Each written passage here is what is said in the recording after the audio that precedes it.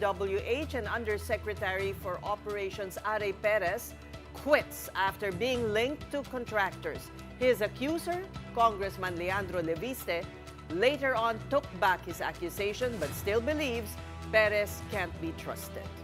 And the Independent Commission for Infrastructure admits it could take a while before people are convicted in the flood control scandal. Later, we speak to ICI Executive Director Brian Keith Hosaka on how the fact-finding body plans to step up its probe. And as the flood control probe drags on, Filipinos are getting more impatient. Today, they again took to the streets to demand accountability, putting steady pressure on government to finally put the guilty behind bars.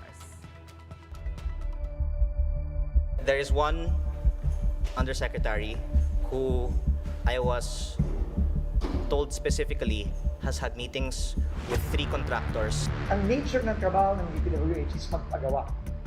At hindi naman kaya ng gobyernong magpagawa ng sarili niya, kailangan niya magpabid. Si Undersecretary Ari Perez. Siya po ay may history sa mga dati niyang mga posisyon na hindi masyadong maganda sa bidding at sa procurement. May delikadesa siya, may dignidad siya. Hindi siya kapit-tuko. Maayos siya. Maayos siyang magtrabaho, mabilis. Yun ang kailangan natin, mabilis magtrabaho. Sa pagkakilala ko sa kanya, honest siya.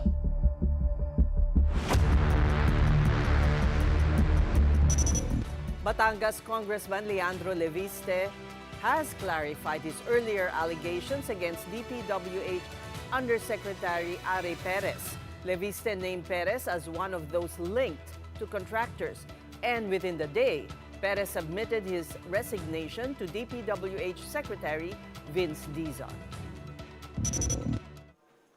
Undersecretary who I was told specifically has had meetings with 3 contractors in outside of DPWH. Yusek then, sir. Yes. Well, is this Yusek, sorry, but not Ari? Yes. Is it Arthur Bisnar? I can't really confirm Charles or deny. Kalima. Galing mo naman. Is it Charles Ilan lang Kalima? ang mga Just a yes or no, sir. I'll just say we should not give the benefit of the doubt. After all we know from the flood control hearings, it is the burden of proof that they are not receiving kickbacks if the prices remain high and if we know that the bids are rigged. Yung pakikipag-usap sa contractor, yun ang trabaho ng DPWH. Pero ibang usapan kapag nanghihingi sa contractor. Nature ng trabaho ng DPWH is magpagawa. At hindi naman kaya ng gobyernong magpagawa ng sarili niya. Kailangan niya magpabid. Kailangan niyang kumausap sa contractor, lalo na pag ini-implement na yung proyekto. Ngayon, ang bawal, yung manghihingi ka. Secretary Dizon confirmed Perez's resignation this afternoon. Dizon says Perez did not want the allegation against him to become a distraction. Perez took his oath as Public Works Undersecretary only on September 30. Sinabi ko yung diretsahan kay Undersecretary Perez. Pero ang sinabi niya sa akin, unang-una, wini-welcome niya yon, pero ayaw niyang makasagabal at ayaw niyang maging distraction ito dahil alam niya na napakabigat ng kailangan nating gawin at siya ay nag-tender ng irrevocable resignation. At ito, syempre, ay tinanggap ko na. That's very unfortunate. It's very unfortunate, but, you know, you have to give it to former Undersecretary Perez. May delikadesa siya, may dignidad siya. Hindi siya kapit-tuko. Siya na mismo nag-usap. Sa aking experience sa kanya, maayos siya. Maayos siyang magtrabaho, mabilis. Yun ang kailangan natin, mabilis magtrabaho. At sa pagkakilala ko sa kanya, honest siya. Leviste has alleged that members of Dizon's team had connections with contractors. He also claimed some DPWH officials have been meeting with and supposedly demanding money from contractors. Immediately, Dizon replied to Leviste's claims and challenged the lawmaker to give him names. In interviews today, including 1PH's One Balita Pilipinas, Leviste did just that. Marami ang mga miyembro ng team ni Secretary Dizon na nabalitaan ko ay nagkaroon na ng mga pag-uusap sa mga contractors tungkol sa mga DPWH projects. May ipinangalanan na po akong isa At yan po ay si Undersecretary Ari Perez. Siya po ay may history sa mga dati niyang mga posisyon na hindi masyadong maganda sa bidding at sa procurement. At siya ay nakasama ni Secretary Dizon sa BCDA. Pwede Oh. nating tingnan kung meron pong naging issues sa bidding sa BCDA. Perez previously worked with Dizon at the Bases Conversion and Development Authority when the latter was BCD chair. Perez was Senior Vice President of Corporate Services Group then. When he moved to the DPWH, he was in charge of convergence projects and technical services. Levisse claimed that Perez is being eyed to handle the bidding of DPWH projects. Dizon has denied this. Despite Perez's resignation, Dizon said the investigation into Levisse's allegations will continue. Tama naman si Congressman Levisse. Meron daw siyang narinig. Sinabi niya yon. No? Sinabi niya yung pangalan dahil meron daw siyang narinig na ganito. Meron siyang mga nabasa ng nakaraan. Okay lang naman yun. Walang problema doon. And I welcome that. Kaya mabilis tayong umaksyon dito. Pero, ang pagdidetermine kung sino ang dapat managot ay hindi pwedeng base lang sa ganon. Kaya, dahil merong inabas na pangalan, si Congressman Leviste, iimbestigahan natin yan. And in other news, Health Secretary Ted Herbosa updated the Independent Commission on Infrastructure today. That's in the DOH's investigation into non-functional super health centers. Herbosa disclosed that of the 878 centers funded under the Health Facility Enhancement Program from 2021 to date, 365 are still under various stages of construction. Only 196 are operational, 17 are partially operational, and 300 are non-operational. Most of the non-operational centers are in Luzon. The ICI, for its part, instructed the DOH to continue with its investigation. The DOH and ICI will also come up with guidelines to ensure transparency and accountability in implementing the Super Health Center program. May mga suggestion sila, marami. Ang isang suggestion na ma-announce ko siguro is gumawa ako ng citizens participatory action. And this means reporting. Actually, sabi ko nga sa kanila, since I started investigating the health centers, may mga nagme-message na sa akin sa social media about specific health centers in their specific locations. So mukhang maganda talaga yung suggestions. I'll be creating a citizens participatory action. Pera naman to ng mga taong bayan. So yung taong bayan na rin ang mag-report sa akin ng mga facility na nakapadlock or hindi gumagana. Meantime, late Representative Martin Romualdez is expected to appear again before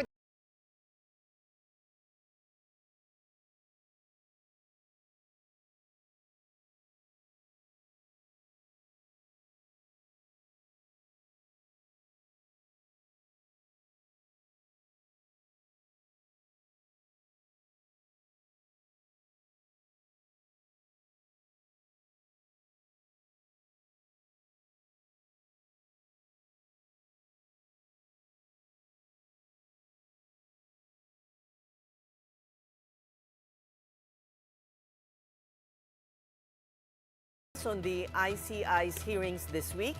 Joining us again on the program is ICI Executive Director, Attorney Brian Hosaka. Attorney, good evening. Welcome to The Big Story. Yes, good evening, Tess, Pauline, and Sean, and to all your viewers. My first question is about Zaldico, and I understand that the ICI has already asked an RTC to issue a subpoena for the congressman to appear, former congressman. Let me just clarify that. Just recently, we were thinking of filing a petition for indirect contempt against the former congressman, but I instructed our legal team to ensure that all legal basis or requirements have been complied with, meaning that the past subpoenas and invitations have actually been sent to the congressman. But upon verification, we learned that there was difficulty in serving these invitations and subpoenas. So we will have to backtrack and send these subpoenas and invitations again, because we want to make sure if he again, obviously won't be received able them to or not. attend. Yeah, if he received it or not, we want to make sure that when we file our petition or application for indirect contempt in the courts, it will have sufficient basis. So then my follow-up is, do you see the need for legislation to give you more powers? It's pending in both houses, and although there is a point of view also that the ICI is fast becoming irrelevant with the ombudsman moving quickly to file cases. 2 points. As far as the legislation is concerned, that is a policy matter. If the Congress would want to enact a law giving powers to the commission, then we would have to follow because that's a law.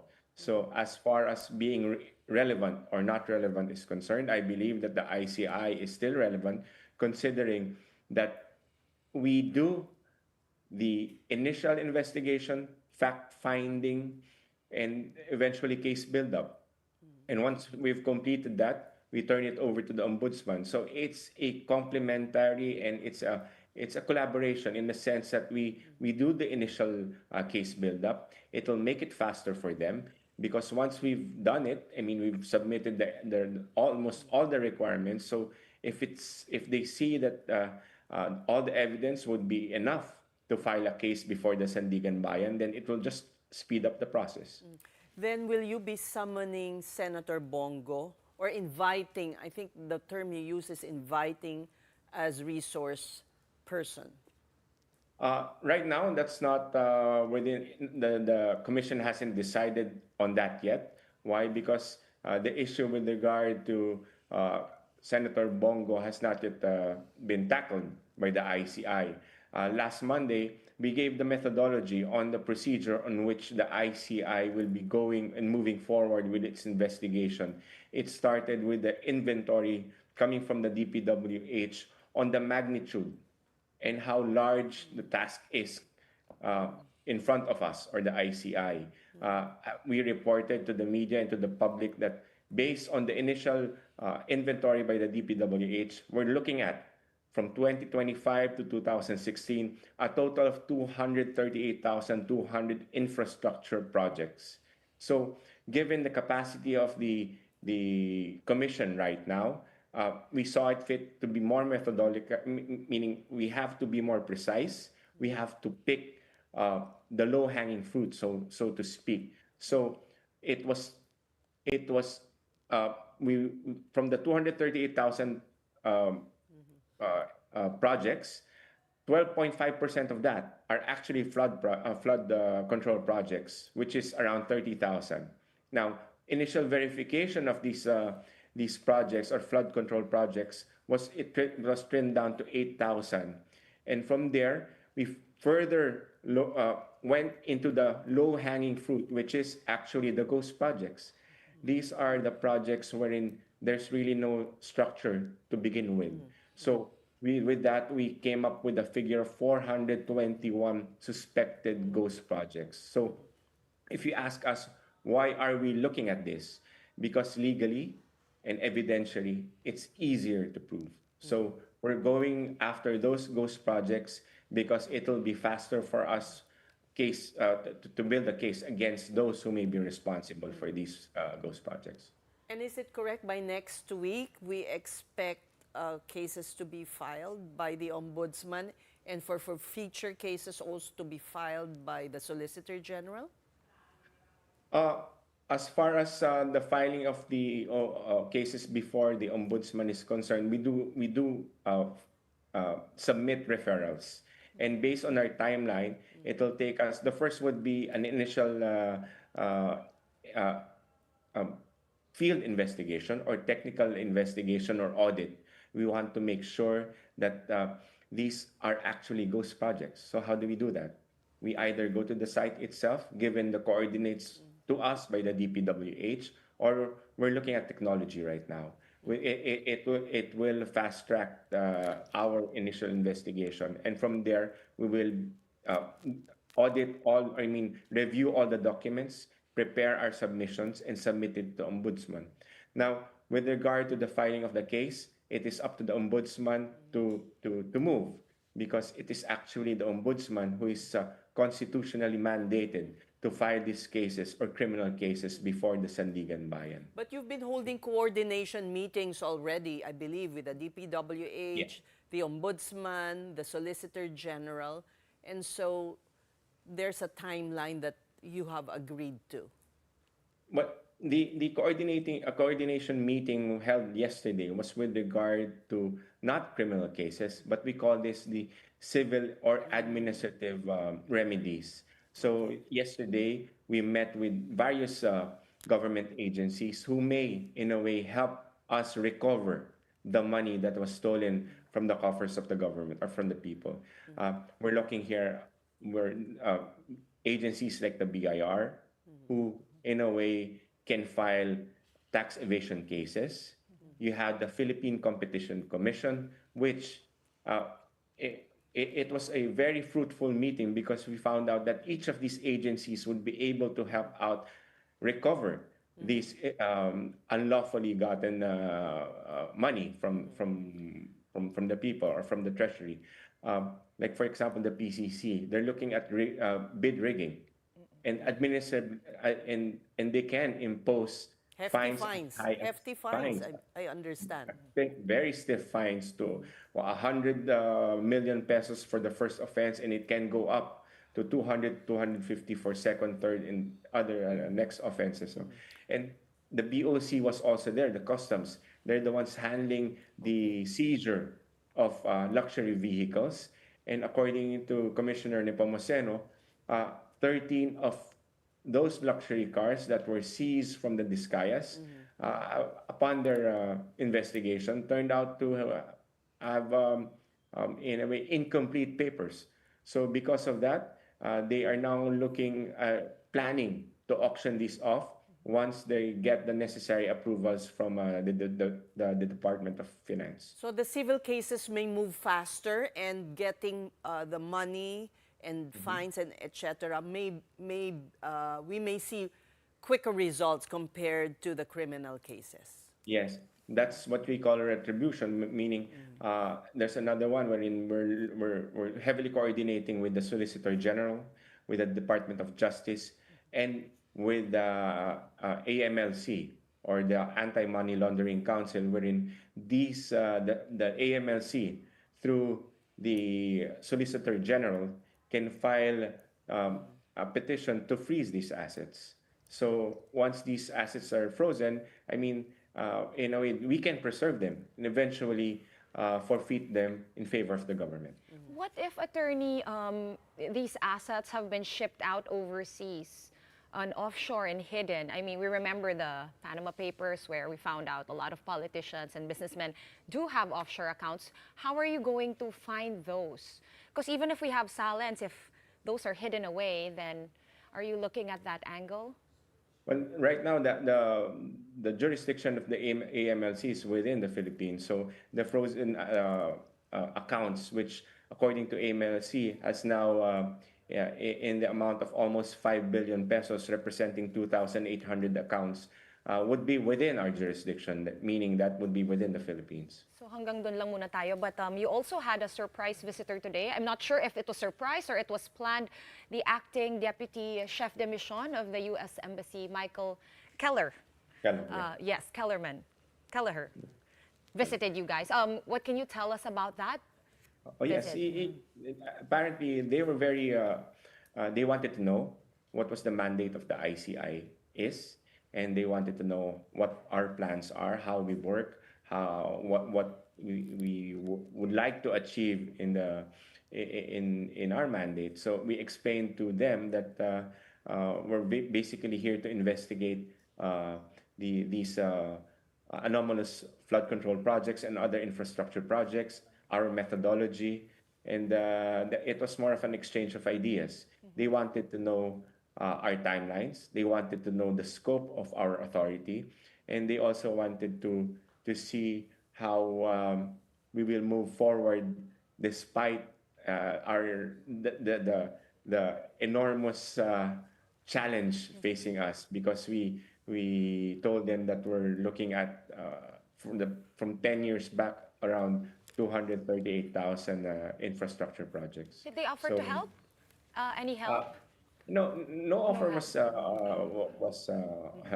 no help was offered, but basically he just wanted to know how we would work, how would we go about the task of investigating and in a way looking into this corruption scandal. Attorney, it's been weeks already since the ICI began your investigations into flood control anomalies. I'm curious, how much evidence does the ICI hold right now, and what do the commissioners do with testimonial evidence from what they gather in these hearings? How do the commissioners treat them, verify them, and if they are proven untrue or false, can they be used against the personalities involved? Well, basically, if it's unverified and untrue, it won't be used as evidence because we only would rely on evidence which is verified, which is strong, and which would come from reliable sources. So, as far as testimonies are concerned, these are in a way helpful for us, either for verification or for to collaborate or corroborate other testimonies. Uh, the documentary evidence would in fact be very helpful because these are evidence or documents which would establish a paper trail. Uh, uh, People would be signing off on these documents, especially on the DPWH side, and that would become sufficient basis for us to build our case, uh, file our referral to the ombudsman, and eventually bring it to the courts, to the Sandigan Bayan. So these are carefully analyzed, carefully reviewed, carefully studied because we don't want evidence which would be weak and which would eventually lead to an acquittal of someone who is and we know will be responsible for these anomalous projects. Well, I asked that, attorney, because you have different personalities already appearing before the ICI, including former House Speaker Martin Romualdez, and he will be called again next week. So, what will be the nature of the meeting next week? Well, well, it would be he submitted an affidavit, and the commission asked that he comes back next week because the commission wanted to read his affidavit carefully and base their questions on this when he comes back next week. So may follow-up question sila. Yes, meron. Have you rethought your policy of not allowing the public to your hearings, or the media at least? Yes. In a way, the policy still stands, no? I just like to reiterate the explanation or the reason why the commission doesn't want, or in a way, is not allowing any live streaming because ayaw po nilang magamit yung commission for any political leverage or political agenda by any individual or group, no? And besides, inaano po nila, pinangangalagaan po nila yung karapatan ng mga tao po na maaaring mabanggit ng aming mga resource persons, and we want to make sure that this will not be a trial by publicity. These resource persons may just blurt out names left and right, and people might just be misled. They might just accept this as truth without even verification. So, naano naman po kami, no, iniisip rin namin po yung due process ng mga taong mababanggit at maari pong mahusgahan na ng taong bayan. But nevertheless po, ang sabi nga po namin, after everything, after we file our recommendation or referral to the Office of the Ombudsman, which we did 2 weeks ago, we immediately showed our findings to the media, and eventually this can be accessed by the public. So, in a way, that's how we assure that everything's there. I mean, they will see the sufficient basis that we use But for doesn't treating the problem. transparency override those concerns? Well, we also have to. I mean, I want to cite the basic human rights, which is under our Bill of Rights, which says that no person shall be, deprived of life, liberty, and property without due process of law. pag po yung mga taong to ay mabanggit ang pangalan at maaari pong sila yung sabihin ng guilty, yun po yung iniiwasan po namin. Dahil itong mga tao pong mababanggit, hindi po tayo sigurado. Especially po kung yung magbabanggit, kaduda-duda naman ang kanilang karakter o ang kanilang background po. No? So, ang inaano po namin is, iniiwasan po namin yon because yung mga taong mababanggit na yan, wala po silang tsansa na i-refute o magtanungin man yung Okay. nag-aasa sa Later kanila. on, will you make your transcripts public after you say you have your findings ready and refer them to the ombudsman? Will you make the transcripts public? Well, of course, if the transcript would be necessary for us to be the basis or that as part of the evidence to be filed or submitted to the office of the ombudsman, then those will be attached. Very quickly, Attorney, are the Discayas back and willing to coordinate with the ICI? They've been flip-flopping. Yesterday was no. Is today a yes? So have they reconsidered? We haven't heard any news that they're coming back. The last we know was that they refuse already to cooperate with the ICI. Attorney, did the ICI already look into the alleged connection of the Discayas to CLTG Builders, the one of the family of Senator Bongo? Not yet, not yet. Okay. Well, we thank you for your time. That was ICI Executive Director Attorney Brian Hosaka. Let's move on now to other news. The Pasay City Regional Trial Court has junked the request of contractor Curly Discaya for a writ of habeas corpus. In its decision, the Pasay RTC explained that it had not seen any abuse of discretion on the part of the Senate when it detained Discaya. Because of this, he will remain under Senate custody. Discaya had been cited in contempt by the Senate Blue Ribbon Committee in September for allegedly lying about the absence of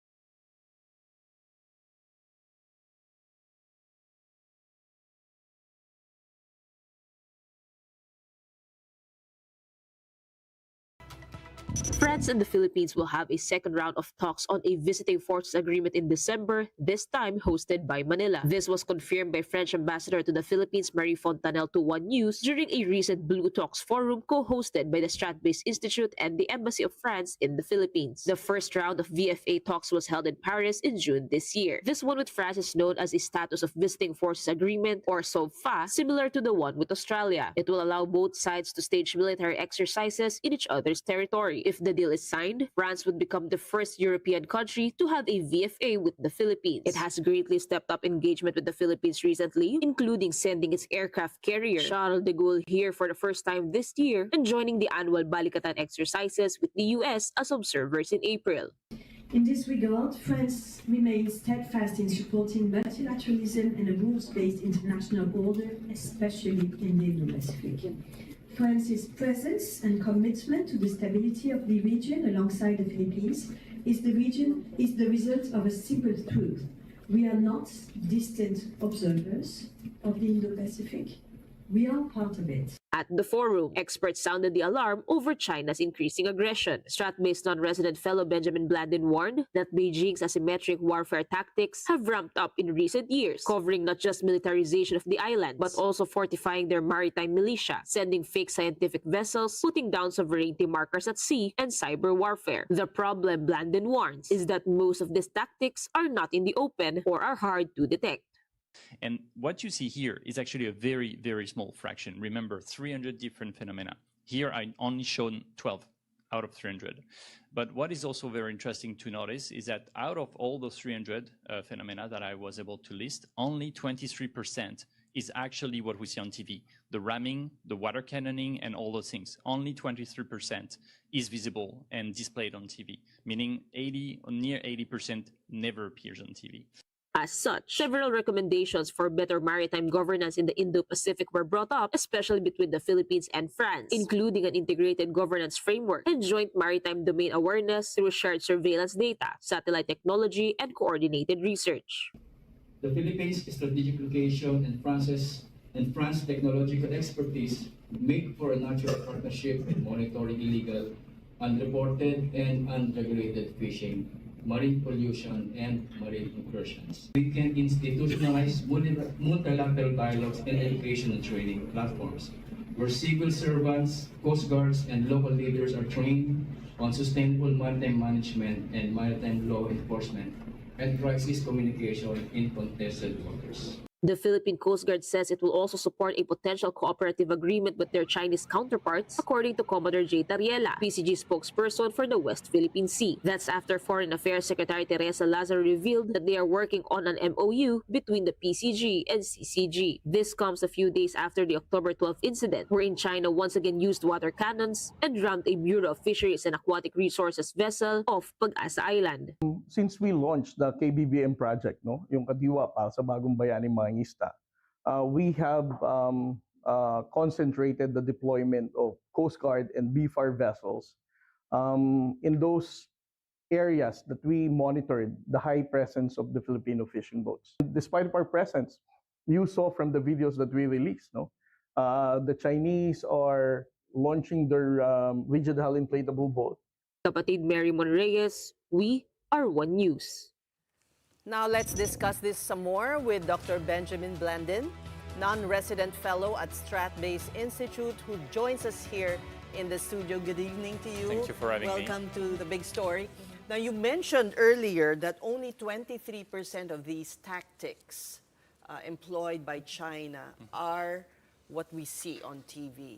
True. So the rest are, how do you document this and how do you know them? Well, of course, it's not very easy at first to establish this list. Usually I work in open source intelligence. I check the news, I interview people, I move myself on those areas that are affected by China. And when I started my PhD, my list was 60 entries long. Now it's 300, and it keeps growing because China is very inventive. So we have new phenomena all the time. We have to grant them that, right? The creativity. Oh, yes, absolutely. For instance, what were you surprised at? What, like? For example, the fact that they are literally militarizing or manipulating a domain that usually should never be a source of confrontation when they use the lawfare, political warfare, social warfare, by manipulating social influencers in the Philippines and in other countries.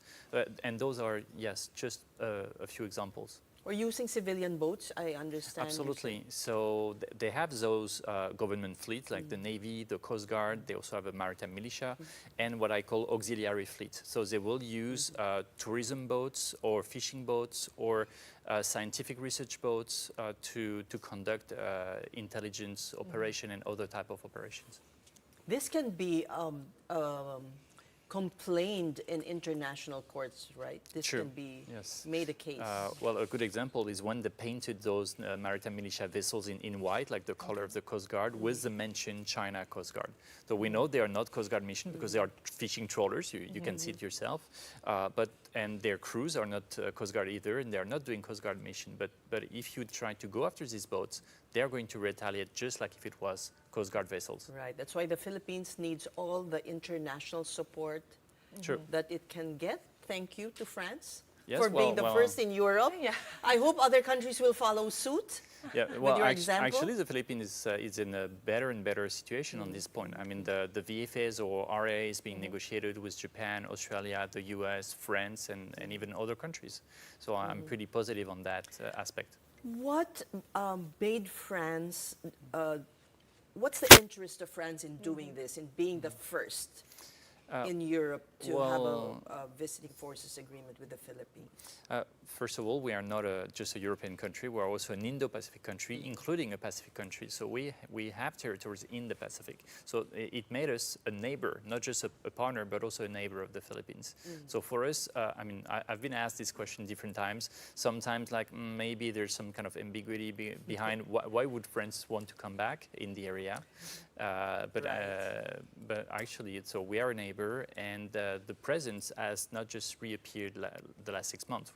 It's been a progressive process over the past few years. Okay, and do you think other like-minded countries will follow suit and have a reciprocal agreement or a VFA?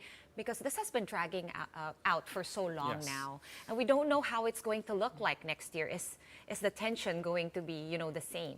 Will it escalate? Will it escalate? Will it de-escalate? Well, true, but you also have to take into consideration that there's a technical aspect, but also political, diplomatic aspects. So it takes time because there's a number of criteria to be negotiated between both sides. But as far as Europe is concerned, we know that Sweden is in negotiation, Italy, Germany, and even other countries. So I would really think that France would be the first one of a much bigger group in the end. Okay, and before we went to air, you were discussing how much methodology the Chinese have developed over the last 3 years. From 60, now we're up to like, what, 300? Is that a cause for alarm? Or does that kind of indicate whether China's getting ahead, or are we getting ahead in this? It's sneaky. Yeah. Yes. Well, I need to precise that my thesis was focusing on the South China Sea, but I progressively also expanded the geographic reach of my research to the Taiwan Strait, the East China Sea, the Yellow Sea, everything that is within what we call the first island chain. So now I'm currently working on a paper who demonstrate that what China is doing in these different bodies of water, it makes that they are not separated theaters anymore. They are all part of, maybe separate item, but of a much bigger design. It's part of whole plan. Yes. So if you were to compare these, how many did you say, 600? 300. Oh, 300. No. I doubled them. We have not yet reached 600. In Taiwan, how much different tactics are they using? Well, it could be the same sort of tactic used in different theaters, but with different means or with different actors, and with different temporalities and so on. So, for example, China will use buoys or drones or oil rigs, for example, as sovereignty markers, but not of the same kind, not with the same numbers in different places. So, at Scarborough Shoal, China is using buoys to impeach a Filipino boat to get inside the shoal. But in other areas, and those are small buoys, but in other spaces, the buoys can be 15 meters wide. You really need to imagine it's wider than this room where we're discussing right now. right, Benjamin, of the 300 tactics that you've monitored from China, how much of them are or can be considered as information warfare, things that we see on the digital space? Around 20, I would say. 20? Yes. So it's not out of the bigger number. It's not the most numerous one, but if you account for every single, for example, influencer, social influencer that they are using hundreds of them. So that's also something to take into account. But how would you assess as well the strategy of our own military, Coast Guard, and pushing for our sovereignty, even the government with these diplomatic protests? You also have a bid for transparency, publicizing all these encounters in the West Philippine Sea. How effective is that? Well, I will start by saying that what I'm saying is really my own assessment. I'm not representing anyone, and my word doesn't count for of course, the we'd French like to be government. as candid as you can. Yes, absolutely. Pardon me, if you don't mind repeating the question. Yeah. How would you assess the way the government is approaching this? How effective is our strategy in pushing for our sovereignty? Okay. Well, I think the disputes, first of all, they didn't start yesterday. They started in the 1970s. But for a long time, the population didn't have any way to know exactly what was happening. So the strategy of transparentizing is as much against China as it is in favor of the population in the Philippines to know what is being done to the Philippines and what the Philippines is trying to do to deter all those phenomena. So I think it was very important to do it. Some people have been criticizing that it's not enough, but I think the authorities never said it would be the only thing that they would do, but that it would be the first step to a gradual deterrence or attempt at deterring China.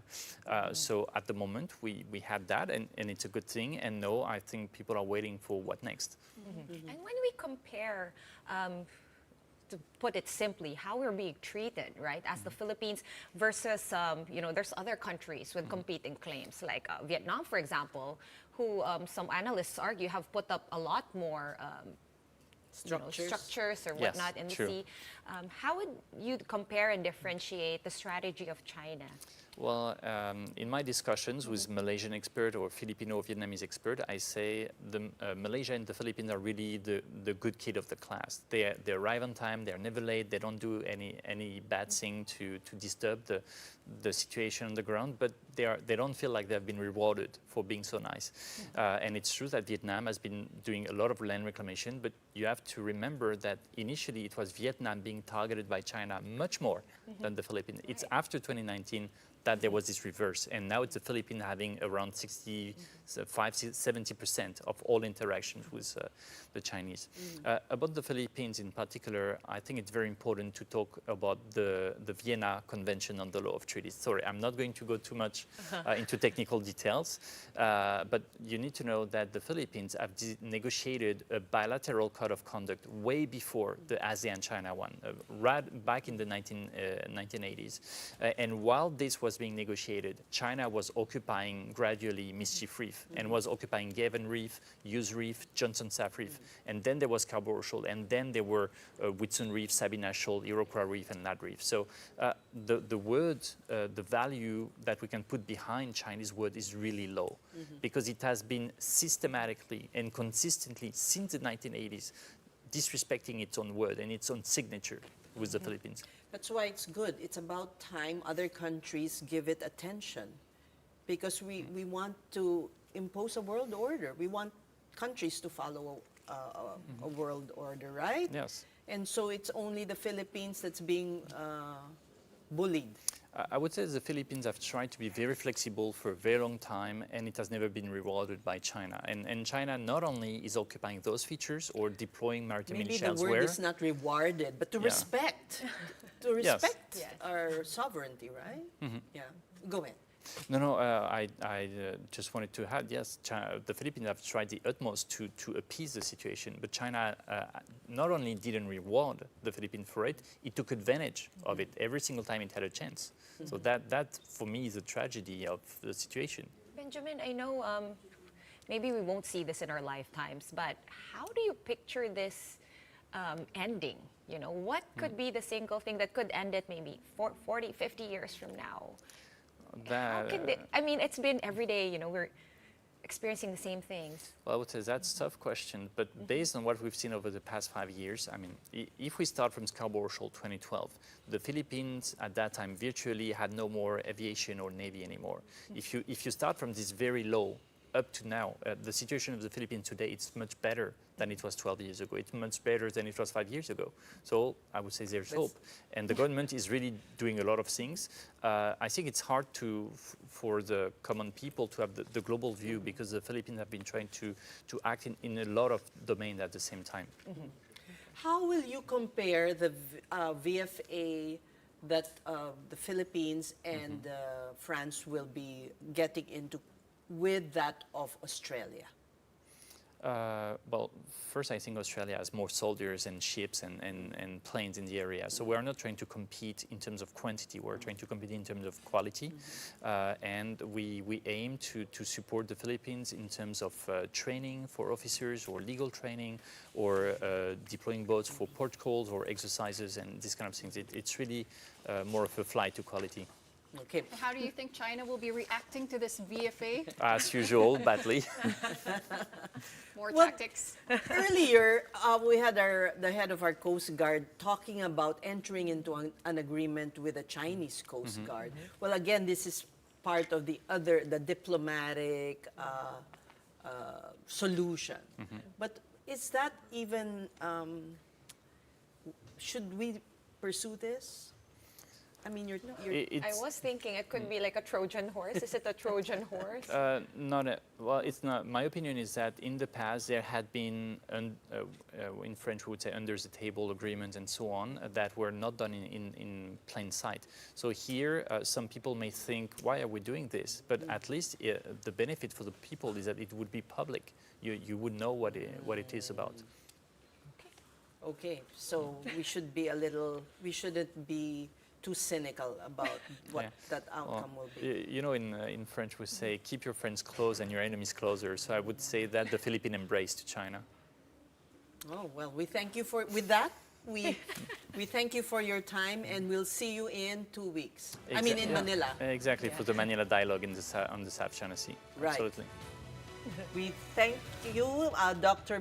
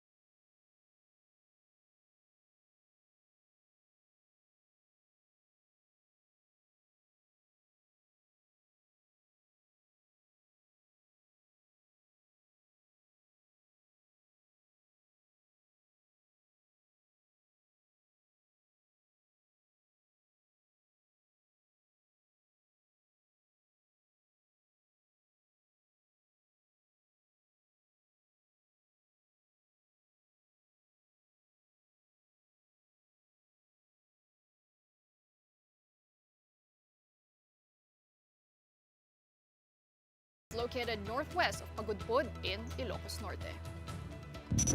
And back here in the National Capital Region, University Belt students once again walked out of class to protest the massive corruption in government. From Manila, they marched up to Mendiola to denounce irregularities that caused massive budget cuts in the education sector. Students also called on the Independent Commission for Infrastructure, or ICI, to be transparent by opening up their investigations to the public. That is despite the ICI declining to publicize the hearings to avoid trial by publicity. para mas mapakita natin yung transparency natin sa mga mamamayang Pilipino, dapat lahat ng proseso, lahat ng paglilitis with regards to flood controls anomalies, dapat ipinapublicize po ito at inila-livestream. Hindi nga natin alam kung ano nangyayari sa ICI, di ba? Ano ba? So, kung mapapansin mo, wala pa rin na-arrest ng contractor. And the protests are still ongoing. There's one now along Katipunan, and giving us updates is mobile journalist Amy Atienza, who reports to us live. Amy, kamusta ang protesta dyan?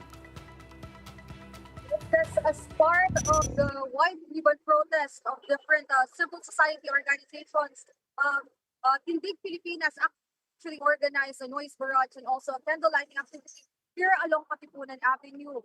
And kanina nga, no, sis, natanong na natin yung convener ng Tindig Pilipinas na si Kiko Aquino at nasabi niya na isa raw itong protesta para nga daw may paalala sa sa gobyerno actually na kinakailangan ng transparency and accountability, lalong-lalo na sa Manumalyang flood control projects. Kung maalala din natin, naging malaking issue din para sa kanila ang pag-aproba ng 2026 General Appropriations Act sa Kamara dahil nakikita nga natin na meron pa rin mga unprogrammed appropriations na kanilang pinananawagan na sana daw ay nasa zero budget na dahil nasa around 45 billion pesos pa rin ang budget for infrastructure projects na nakapaloob na sa program appropriations. So pagtutuloy-tuloy silang protesta dito at magiging paalalang araw ito para sa mga politiko, lalong-lalo na sa mga dawit na kongresista at mga senador na maging accountable daw sa kanilang mga ginagawa, sis. So, weekly to every Friday? Pangatlo, kung maalala natin, noong September 21, nagsimula sila ng isang malawakang protesta. At simula October 3 hanggang sa mga sumunod na linggo, hanggang ngayon ay every Friday magsasagawa daw sila ng white ribbon protest.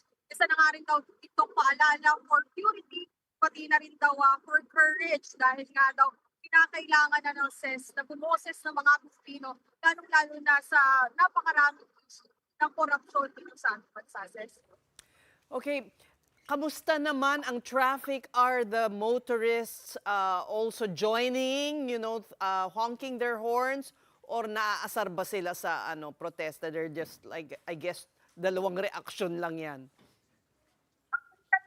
Nung pagkarating natin, napakalakas ng busina ng mga motorista. At kung makikita mo naman sa aking gilid, ito na mismo yung kalagayan ng traffic dito sa Katipunan. Hindi na naman masyadong traffic. Hindi katulad kanina nung nagsisimula yung protesta, sis, na napakadami ng mga sasakyan na dumadaan. At nakita din naman natin na nakikiisa yung maraming mga motorista dito nga sa isinagawang protesta ng Tindig Pilipinas, pati na rin ng iba't ibang civil society organizations sa may Katipunan natin. Huling tanong na lang, Amy. So ang mga estudyante ba nagbo-walk out sa classroom o nag-aantay munang matapos ang klase? Ano ba yung patakaran nila sa protesta?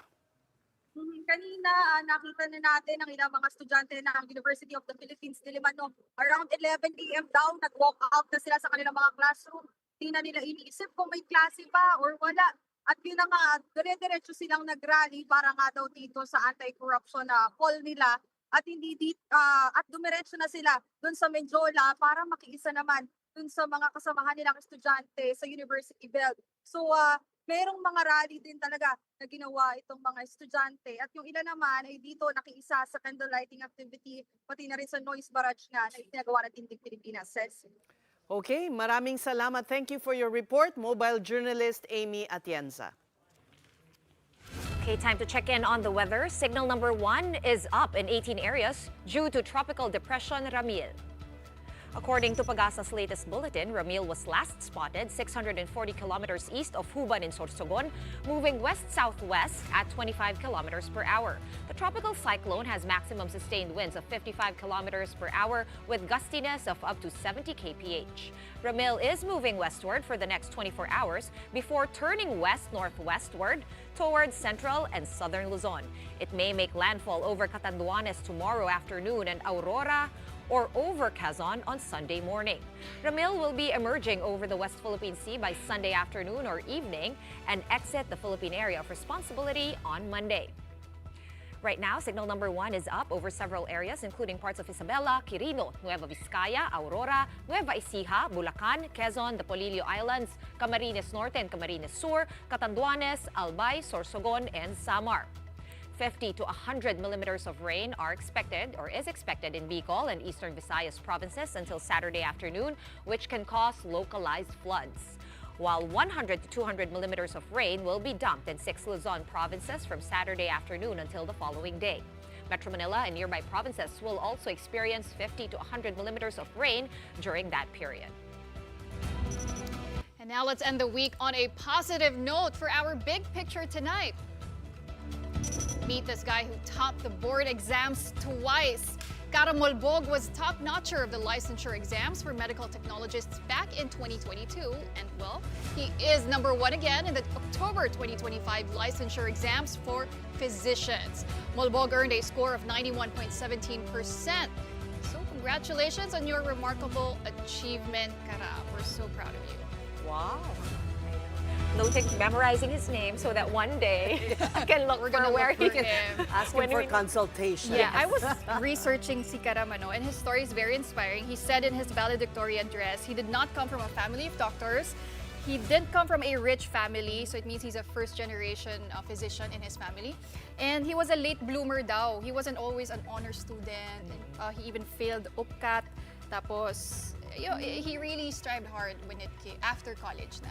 No, that's really inspiring. Yeah. Sometimes it's nice na you were a bit different from your family, so you don't rely on yung parang the system. Pinasa. Oo, pinasa. Hindi lang siya yung nepo, entitled. baby. In short. Kasi maraming ganun, di ba? In short. So, sino gagamit tong clinic ko pagka nag-retire na ako? May mga ganun. So, that's really, really nice. And probably why he really succeeded. Yeah. So, but also, we're just in time, we're all in white.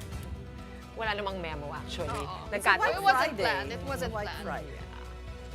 Okay. And that will do it for us here on The Big Story this week. Thank you so much for watching. We are back here on Monday at 7:30 p.m. We'll be seeing you then. Kapatid, we are One News, all sides, all the time. Have a great weekend, everyone. Do stay tuned. We still have play-by-play coming up next with Andre Felix and Cheska Calao. Hi guys, happy Friday. Happy Uy, Friday. terno rin kayong dalawa. Oo nga, gray. Pero di namin pinag-uusapan, promise. Kami rin. Kami rin. Hindi. Feeling ko by Friday, parang yung brain natin nag-bluetooth na sa isa't isa. Ay, sinadya ko talagang magputi this Friday. I love it. I really planned it. So what do you guys have on play-by-play tonight? Well, tonight, thank you once again. Big Story. On our show, we've got a preview of this weekend's marquee UAAP matchup between the UP Fighting Maroons and the De La Salle Green Archers, plus updates from another doubleheader in the PBA Philippine Cup. And we've got the latest from the Reyes Cup following Team Asia's dominant start yesterday. I'm Andre Felix. And I'm Cheska Calao. And here's tonight's play-by-play. Ramiro, the show by